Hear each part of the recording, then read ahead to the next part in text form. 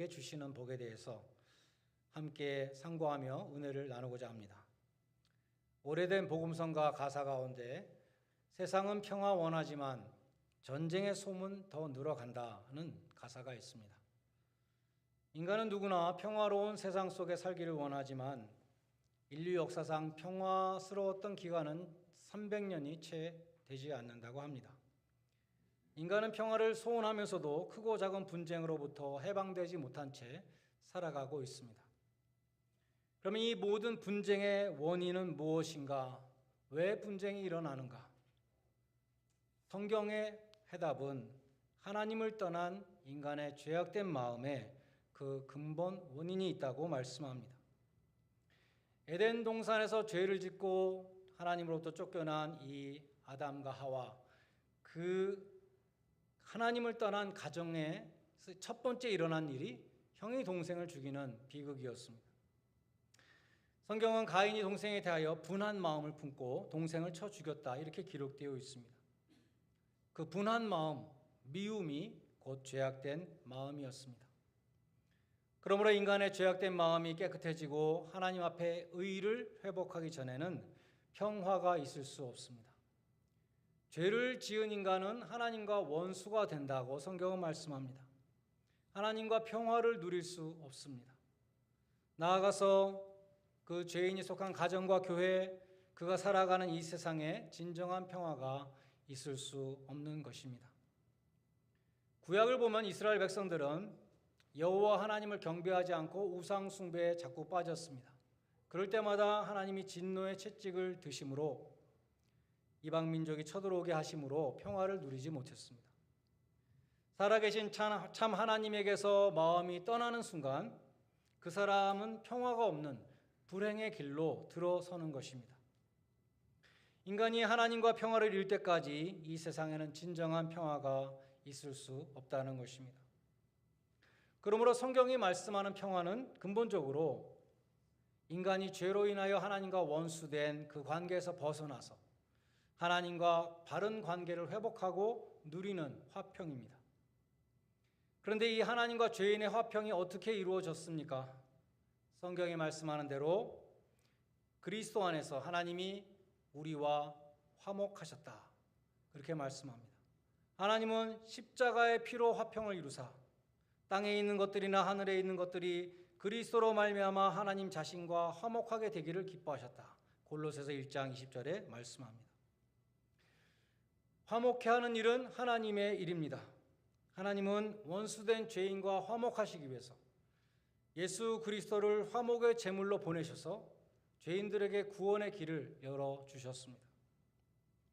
하나님은 우리와 화목하기를 원하셨습니다. 그래서 예수님을 화목 제물로 보내셨습니다.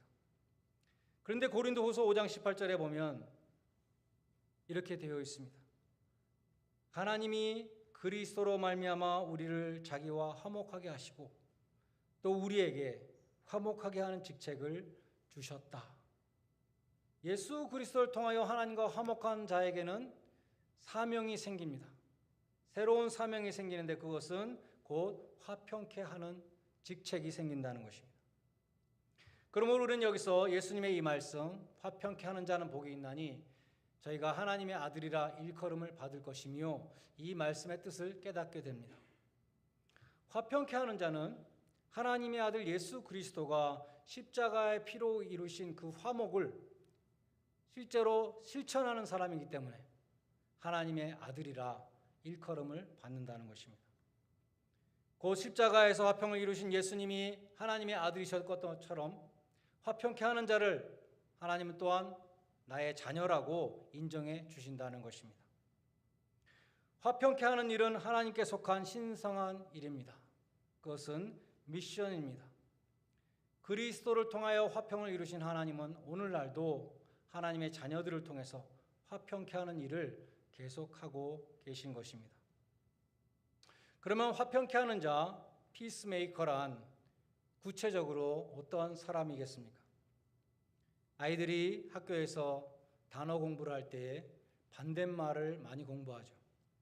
반대말을 공부하면 그 말의 뜻을 더 확실하게 깨달을 수 있기 때문입니다.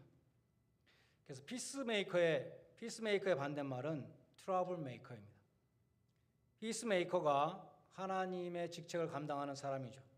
트러블 메이커는 사탄의 종이 된 사람입니다. 사탄의 종 노릇을 하고 있는 사람입니다. 트러블 메이커는 다툼과 불화의 한가운데 서 있는 사람입니다. 그런 사람은 스스로 다툼의 당사자가 되든지 아니면 다툼을 일으키는 그런 역할을 하는 것입니다. 그런데 성경을 보면 사탄이 트러블 메이커를 시켜서 막 다툼을 일으킬 때에 사용하는 무기가 있습니다. 그것은 다름 아닌 말입니다. 야고보서 3장에 보면 말은 작은 불과 같다 이렇게 말씀합니다. 혀는 곧 불이라. 야고보서 3장 6절 말씀입니다. 이 말이 바로 다툼을 일으키는 불씨가 된다는 것입니다. 그리고 이 작은 불씨가 큰 숲을 다 태우는데 그 불씨의 출처가 지옥이라고 말씀합니다. 그로 마귀는 이 지옥불에서 불씨를 취해서 트러블 메이커에게 주는 것이죠. 그래서 이 트러블 메이커의 말을 통해서 우리 가정과 교회 나아가서 하나님이 창조하신 온 세상을 불사르는 그러한 일을 하게 되는 것입니다. 트러블 메이커 곧 불화하게 하는 자는 분쟁의 불씨를 던지는 사람입니다. 그러면 트러블 메이커의 반대가 되는 피스 메이커는 어떤 사람이겠습니까? 화평케 하는 자는 무엇보다도 다툼을 일으키는 말을 하지 않는 사람입니다. 또 그런 말에 반응하지 않는 사람입니다. 어떤 사람이 나를 향해서 불씨를 던진다면 누구나 반격하고 싶은 마음이 생기는 것이 본능일 것입니다. 그런데 그 프로보킹에 말려들어서는 안 되는 것이죠. 화평케 하는 자는 예수님을 본받아야 되는데 예수님은 십자가에서 사람들이 막 욕을 할 때에도 같이 욕하지 않으셨고 반응하지 않으셨고 오히려 그들의 용서를 빚었던 것입니다. 그러면 보다 적극적으로 우리가 다툼을 일으키는 말을 안 하는 것은 소극적인 것이고 적극적으로 어떻게 하면 우리가 피스메이커가 될 수 있는가? 우리가 두 가지로 생각해 보고자 합니다. 첫째는 화평케 하는 자가 되기 위해서는 낮아져야 합니다. 겸손한 자가 되어야 합니다. 성경이 말하는 평화란 근본적으로 하나님과 인간의 화평이죠. 그 하나님과 인간의 화평이 어떻게 이루어졌습니까? 이사야 선지자가 예수 그리스도를 예언하면서 이렇게 말했습니다. 그가 징계를 받음으로 우리가 평화를 누리고 그가 채찍에 맞음으로 우리가 나음을 입었도다. 우리의 평화는 주님의 낮아지심을 통해서 주어졌습니다. 예수님이 십자가를 지실 때 비천한 대제사장이 되셨습니다. 하늘의 영광과 존귀의 관을 벗으시고 가시면류관을 쓰셨습니다. 왕들이 입었던 화려한 홍포를 대신에 멸시의 홍포를 입으셨습니다. 왕권을 상징하는 그 홀 대신에 조롱의 갈대를 손에 쥐셨습니다. 예수님은 하나님과 죄인의 화평을 위해서 피 흘리고 죽는 제물이 되셨습니다.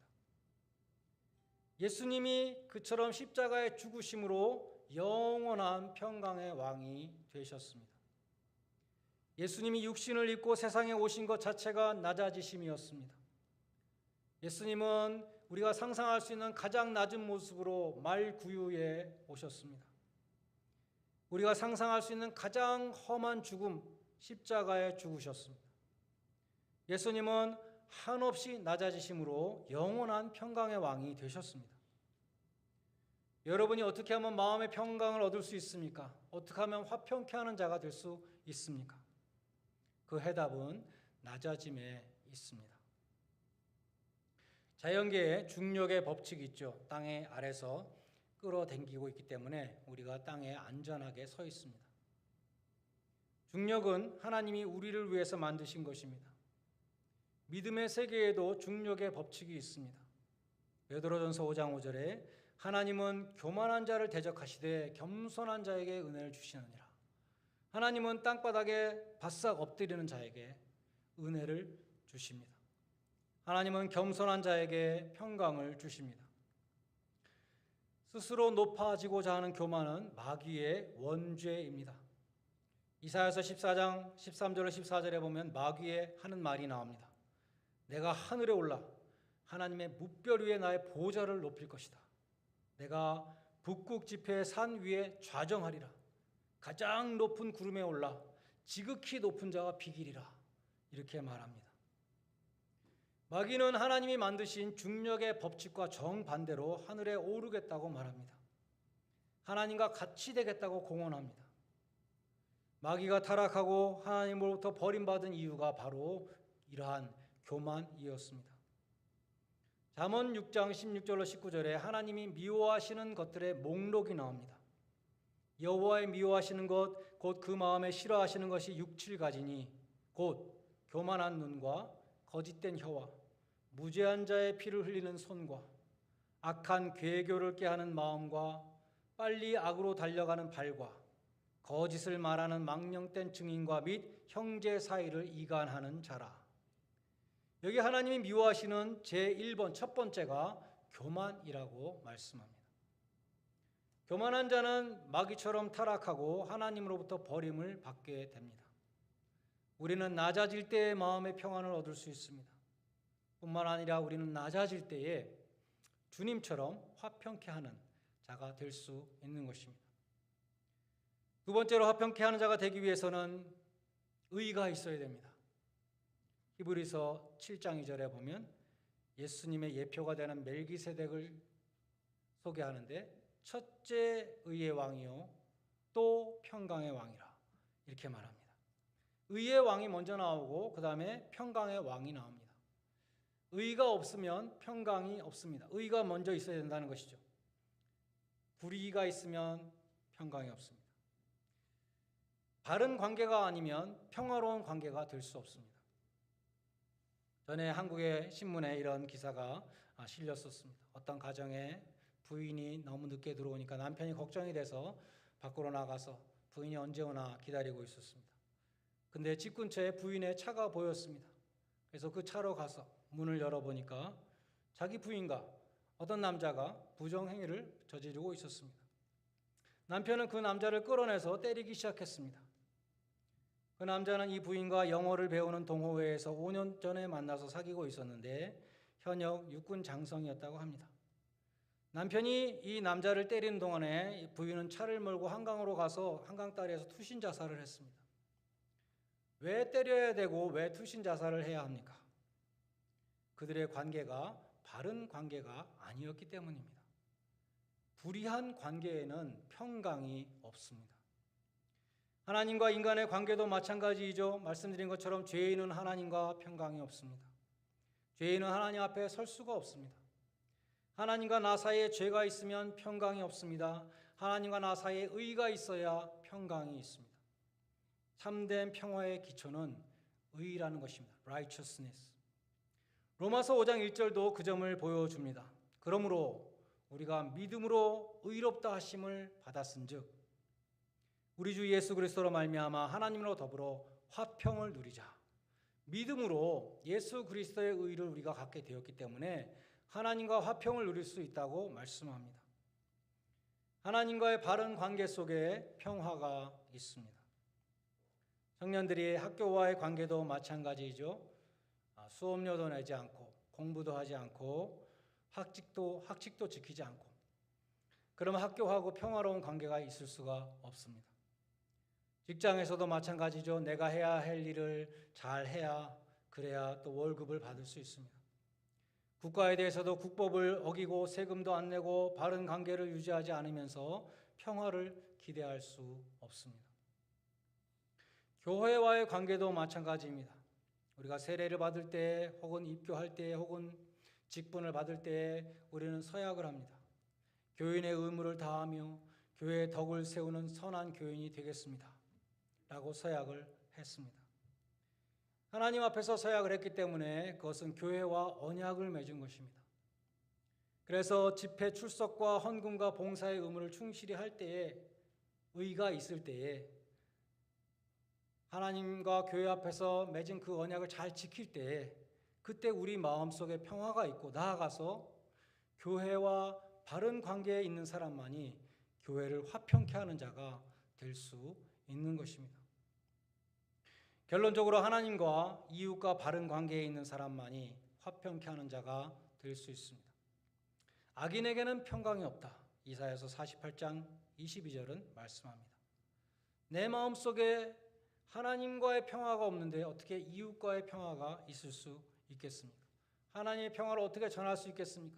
마음이 불편한 사람은 다른 사람에게 그 불편함을 막 자꾸 토해냅니다. 그래서 다른 사람과의 관계 속에서도 반목과 갈등을 일으킬 수밖에 없다는 것입니다. 그러나 하나님과 화평한 사람은 어느 곳에 있든지 다른 사람에게 감화를 끼칩니다. 평화의 물결을 일으킵니다.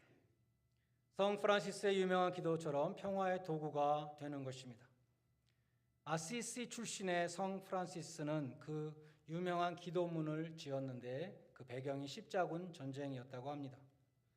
1200년대 초에 유럽에 전쟁의 기운이 감돌고 있었습니다. 많은 사람들이 예루살렘을 모슬람들로부터 다시 탈환해야 된다고 설교하고 다녔습니다. 모슬렘에 대한 그 적개심으로 십자군이 조직되어 파병되기 시작했습니다.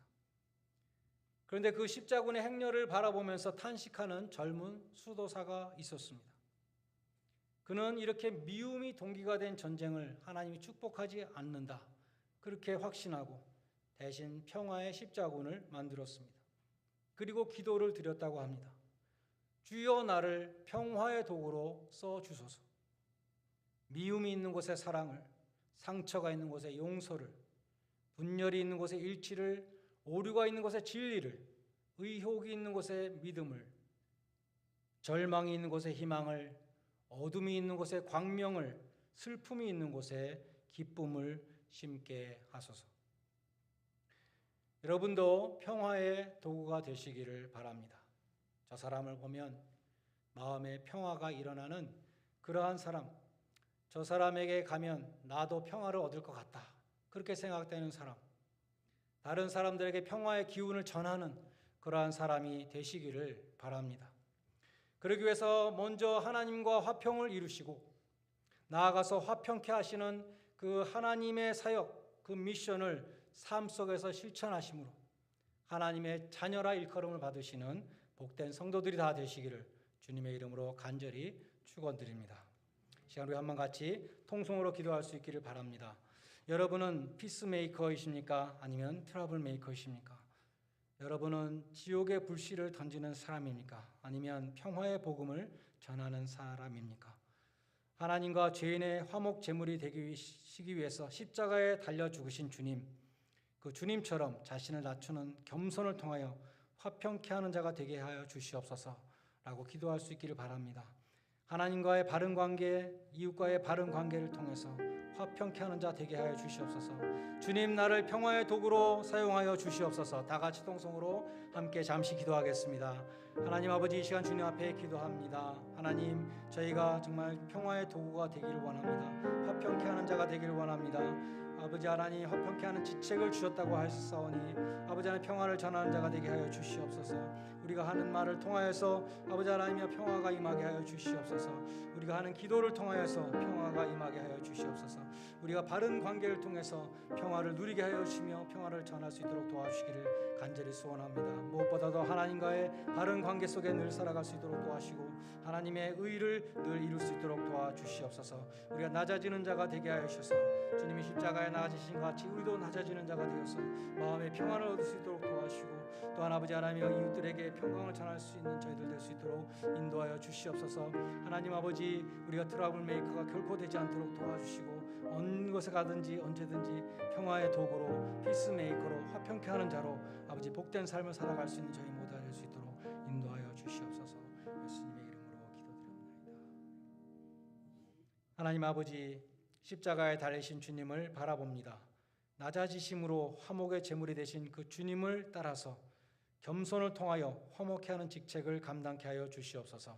지옥의 불씨를 던지는 자가 되지 않도록 늘 경성하게 하시며 자신도 모르는 사이에 교만에 물든 그러한 트러블 메이커가 되지 않도록 늘 자신을 살피게 하여 주시옵소서. 하나님과의 바른 관계를 통하여 영혼의 평화를 누리게 하시며 이웃과의 바른 관계를 통해서 평화의 도구로 쓰임받게